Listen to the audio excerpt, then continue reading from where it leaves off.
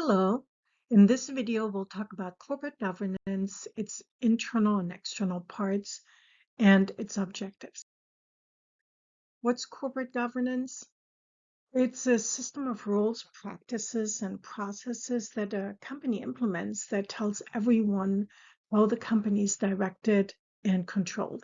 Kind of like the federal, state, and local governments directs its citizens.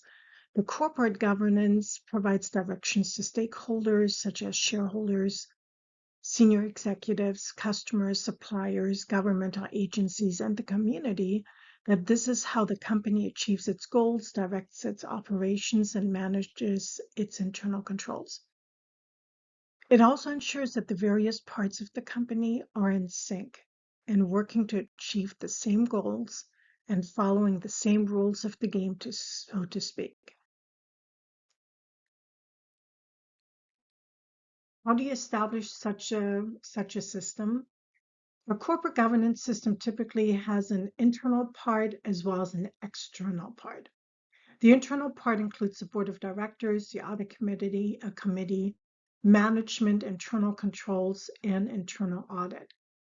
The external part includes the financial markets, such as Wall Street, state and federal statutes, SEC regulations, core decisions, and shareholder proposals. What's the goal of a great corporate governance system? Some organizations only focus on maximizing shareholder wealth and profitability. So let's talk about that first. Corporations are typically run by managers, and this relationship between owners and managers is the principal-agent relationship. This relationship often creates an agency problem and costs because the goals of the owner and the managers are not always aligned. What is in it for the manager to maximize the profits of the shareholders, the owners?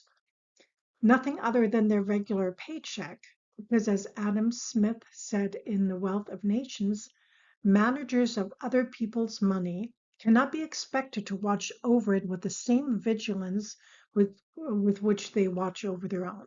That definitely makes sense. One solution is to make managers owners of the company through deferred stock options.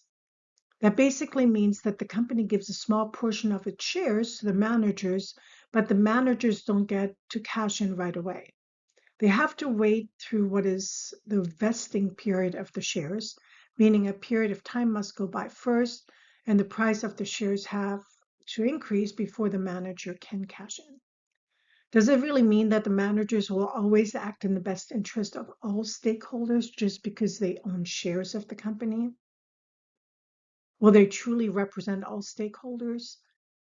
Under the stewardship view of the corporate governance, managers and directors are viewed as stewards of their companies and have a fiduciary duty to act in the best interest of the shareholders.